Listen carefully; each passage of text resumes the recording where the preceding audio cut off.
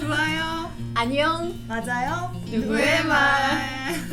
오늘 우리 오티스 하기로 했잖아요. 오티스 비밀 상담소가 우리나라에는 오징어 게임이 있다면 영국에는 대표적인 콘텐츠로 오티스의 비밀 상담소가 있다고 하더라고요. 세계 1위였다면서 오징어 네. 게임 전에 옷게임 나오기 넷플릭스 세계 1위. 10대 남학생 오티스가 있어요. 근데 오티스의 엄마가 성상담을 운영하는 사람인 거죠. 근데 그거를 어깨너머로 본 오티스가 학교에 가서 학생들의 성상담을 해주는 그런 에피소드가 펼쳐지고요. 여기서 웃긴 게 오티스는 시즌 1 때 모태솔로예요.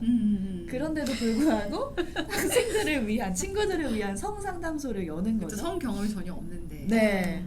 또 그 주변에 또 친구들이 굉장히 인상적이잖아요. 네. 그 친구들의 성장 과정을 담은 시리즈라고 보시면 됩니다. 오티스의 절친이 있잖아요. 에릭. 에릭. 너무 귀엽지 않아요? 너무 귀엽고 귀엽고 너무 약간 사랑스러워. 캐릭터잖아요. 오티스의 절친인 에릭이 꾸미는 걸 좋아하고 예쁘게 메이크업하고 그런 걸 좋아하잖아요. 화려하게. 네. 그러니까 어느 날 한껏 차려입고 메이크업도 화려하게 하고 이제 막 파티에 가려고 하는 찰나 아빠가 딱 보더니 내가 데려다 줄게. 차를 태워주시는 거예요. 그러니까 걱정스러웠던 거야. 아들이 그렇게 가다가 누군가에게 폭행을 당하거나 혐오 범죄를 당할까 봐 항상 아빠는 항상 불안한 거죠. 그래서 데려다 줬는데 아빠는 이제 이민자의 삶을 살았던 거야. 여기에 속해서 튀지 않게 살려고 되게 노력을 했는데 아들이 너무 튀니까 그게 불안하고 걱정스러운 거죠. 그래서 넌 너무 달라. 엄마 아빠가 두렵구나. 그랬더니 에릭이 아빠가 두려워하면 저는 더 약해질 뿐이에요. 아빠는 너가 상처받지 않기를 바란다. 에릭이 뭐라고 하냐면 상처받는 거 똑같아요.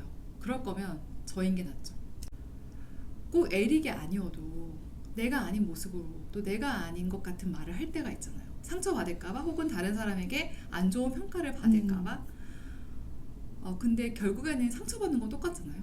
그래서 날 싫어할 사람은 결국엔 싫어하고 판단할 사람은 결국 판단하고 내가 사실 어떤 모습이든 적은 만들어지게 마련인데 결국 그럴 거라면은 나 자신으로 사는 게 제일 좋은 방법이구나 이런 생각이 들면서 에릭이 사실은 굉장히 사랑스럽고 착하지만 되게 심약하고 좀 마음이 여린 캐릭터인데 심지가 사실은 되게 단단하고 고든 청년으로 성장해 가고 있는 모습을 전 이 대사에서 본 것 같아요. 이제 오티스가 그 고등학생 전에 한 중학생인가 뭐 아무튼 더 어렸을 때 엄마한테 초등학생이었을까요? 엄마한테 물어봐요. 엄마 섹스가 뭐예요? 라고 물어보는데 엄마가 이렇게 말을 하거든요. 섹스는 여성의 질에 남성의 성기를 집어넣는 일이란다? 라고 얘기를 해요. 근데 딱 기본적인 설명이잖아요. 되게 담백하고 그쵸. 무미건조한 팩트. 팩트예요. 정말 팩트인데 이게 너무 충격적인 거예요. 그쵸. 아니 섹스에 대해서 저렇게 얘기하다니 라고 너무 충격을 받았고 그 다음에 내가 왜 이렇게 놀라지? 라는 사실에 2차 충격을 받았거든요.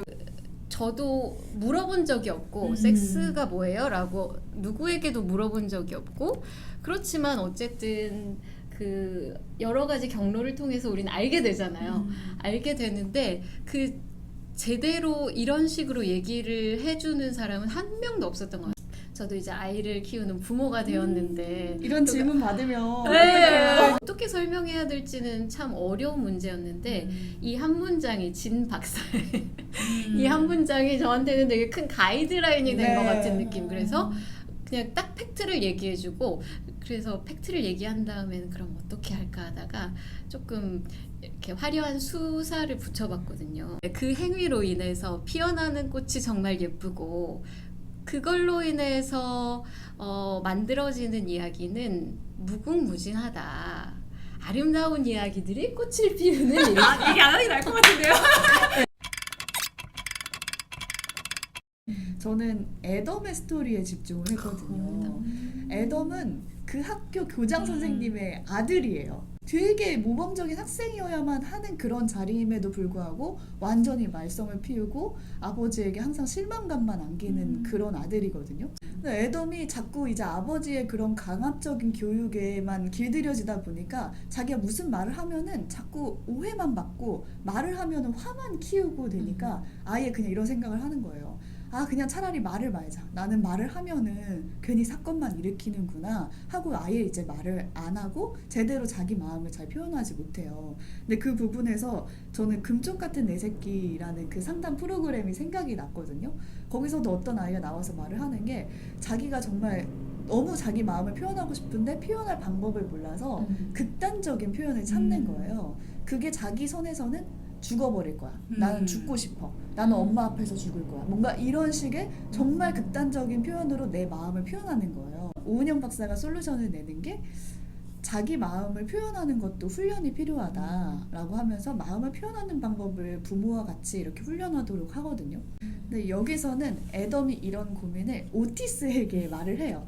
아, 내가 내 생각을 잘 표현을 못하겠다 라고 하니까 여기서 오티스가 이렇게 말합니다. 너가 말을 할 때 글로 써보든가 상대에게 눈을 감아달라고 해. 요점은 남의 눈을 신경 쓰지 않으면 말이 나온다는 거야. 자기 생각이 없고 뭔가 말을 못하는 사람은 없는 것 같아요. 맞아요. 근데 정말 오티스의 말처럼 남의 눈이 있어서 남의 신경을 쓰기 때문에 말을 더듬어지고 자기 생각을 말을 못하는 거잖아요.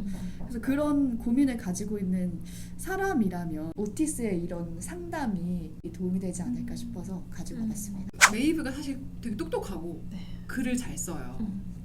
그래서 대작을 항상 해주고 친구들에게 돈을 받고 이러는데 그 아담이 메이브가 쓴 글로 상을 받잖아요. 그런데 그 오티스가 메이브한테 뭐라고 얘기하냐면 저 상은 네가 받아야 돼. 다음엔 남에게 주지 마.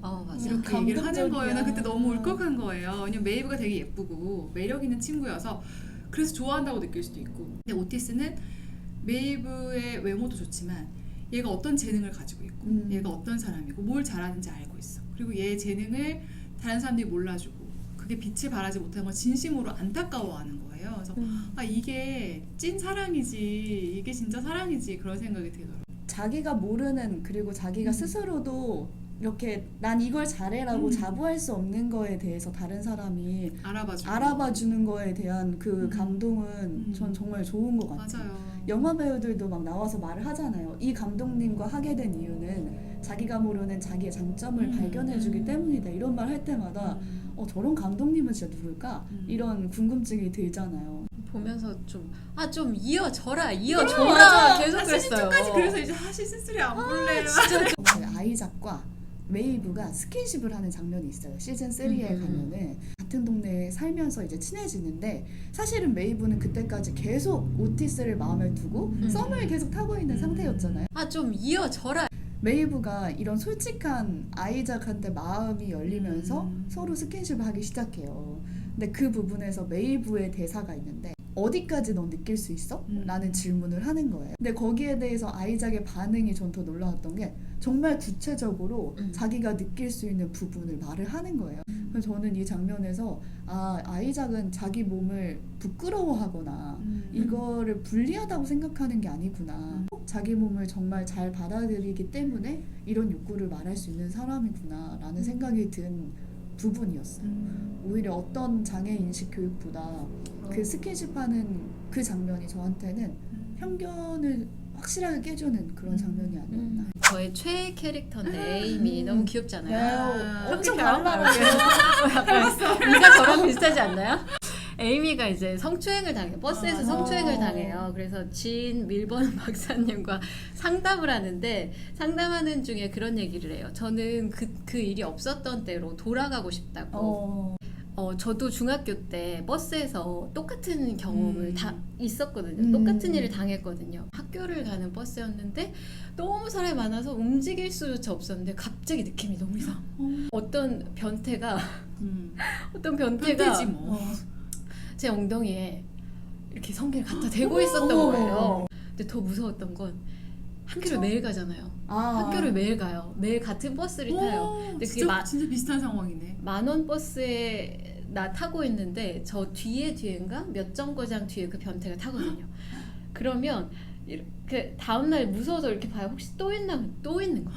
어머 어떡해. 그래서 82년생 김지영을 보는데 지영이가 그 학교 다닐 때 이제 회상씬이 나오는데 거기서 밤에 학원 갔다 오다가 골목에서 성추행을 당할 뻔한 장면이 나오는 거예요. 그 영화를 보니까 좀 용기가 생겼는지 나도 그런 일이 있었다라고 얘기를 음. 했더니 후배의 대답이 너무 충격적이었는데 선배 학교 다닐 때 다 한 번씩 그런 일 있어요 라고 얘기를 하는 거예요. 근데 이게 되게 재수없는 일을 나 혼자 당했다고 생각했는데 사실은 또 드러내놓고 얘기를 하다 보면 그게 아니라는 걸 알게 되는 거예요. 그래서 그 일이 없었던 때로 돌아가고 싶어요라는 말은 결국에는 그 문제를 숨기고 싶었고 덮고 싶었고 외면하고 싶었던 그 마음의 표현이었던 것 같아요. 에이미의 말에 진 박사가 딱 이렇게 얘기하거든요.